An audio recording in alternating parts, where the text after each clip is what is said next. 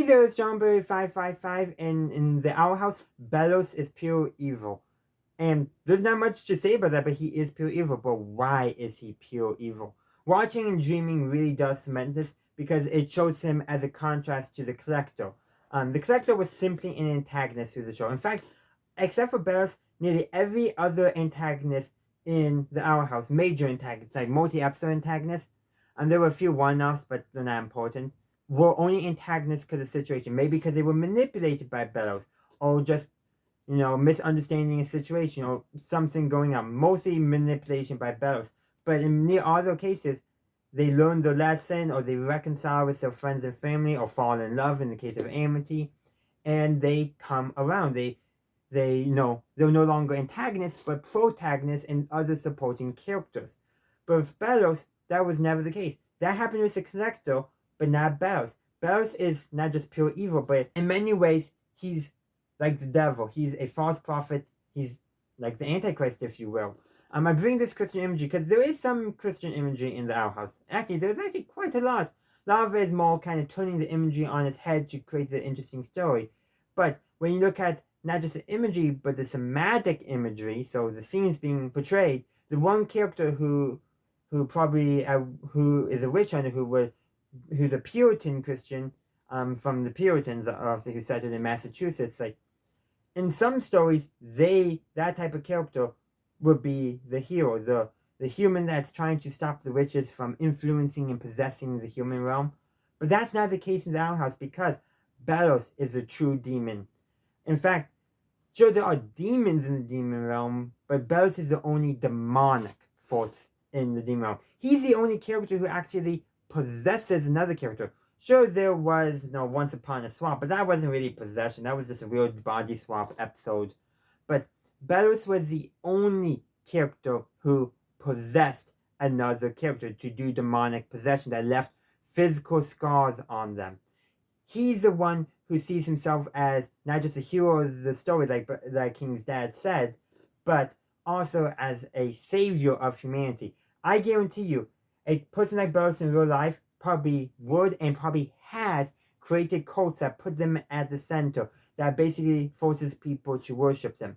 Because Belos basically did force into manipulation the boring owls to worship him as a prophet, even though he was very much a false prophet, because he never learned to speak the language of the Titan, speak with the Titan, unlike Luz, who actually did learn to communicate with the Titan, who we find out is King's dad. We'll talk more about Luz and that in the video I'm dedicating to her character arc and character story. But that's the thing about Belos. He's pure evil. He's a manipulator, and most importantly, he's unable to give kindness and forgiveness, and as such, he can't receive kindness and forgiveness. It goes both ways. You have to be capable of receiving it and capable of giving it at the same time. When the Collector couldn't show Belos kindness and forgiveness, not because of the lack on the Collector to do it, because the Collector had it in them all the time and learned how to do it, but because Belos was incapable of also giving kindness and forgiveness. Belos was incapable of showing mercy. He could pretend, but he was actually incapable of it. He was he's not just incapable of loving his neighbor. He's incapable of being accepting and tolerant. He is in many ways a hypocrite. He preaches, that kind of stuff. I'm pretty sure he does. Or at least he preaches it just for humans. He singles the inhabitants of the Boring Hours as an other so he can persecute them in his own delusions of grandeur. He very much is pure evil because he's incapable of redemption. Because let's just take his final scene, his death scene. He's doing it one more time to manipulate Luz, but it's not working. She's had enough of his lies and manipulation. She's not falling for it. And in that time, Belos claims he was possessed. He was under a curse. He claims that he was blah, blah, blah. But he never says what he did under the curse was wrong. Because he wasn't cursed. He was acting of his own volition. He was simply trying to manipulate Luz in that situation. And Luz saw through his manipulation, his bold-faced lies. Perhaps if he said that I was under a curse and I didn't want to do what I did, but he never said what he did was wrong. And that's probably what clued Luz that, yeah, he was BSing there. And his end comes, he says that if Luz, being a fellow human, lets him die, he's no better than the witches and demons of the realm. Well, guess what? He's stumped by the witches and demons of the realm, suiting end for him because he was incapable of giving forgiveness, and therefore he could never receive forgiveness. But more than that is, he was a manipulator, a liar. He did not deserve it because he couldn't give it. And has he seen the humans? We're not that forgiving as well, so yeah, they're just like us.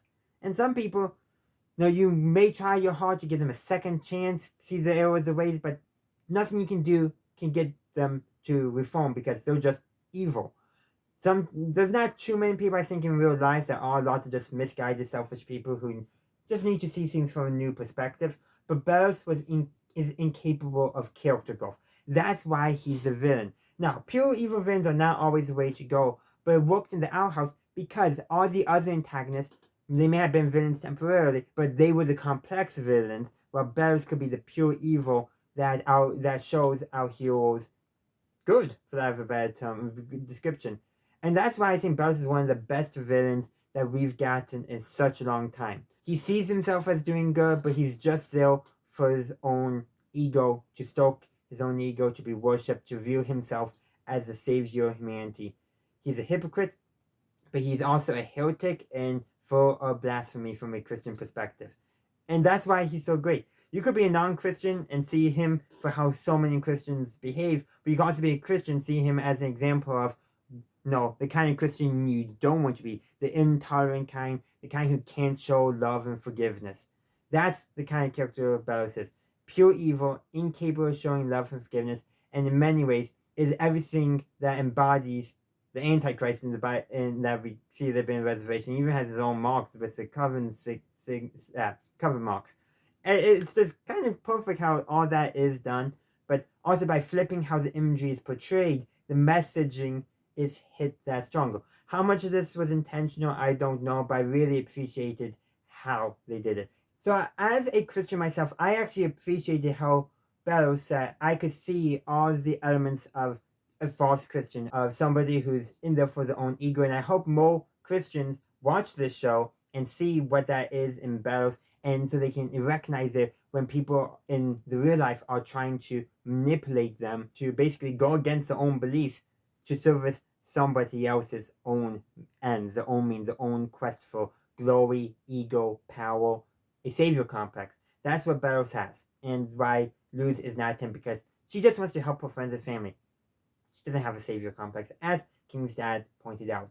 But that's where I'm going to end this review video for the Owl House. Let me know your thoughts on this in the comment section down below. Let's get the discussion going, because I'm sure there's a lot more we can talk about. But in the meantime, thanks for watching. Be sure to like, upvote, and share the video if you enjoyed it. Also, subscribe to the channel if you haven't done so already. And as always, have a good day, a good night, wherever you are. Have a good one. Bye!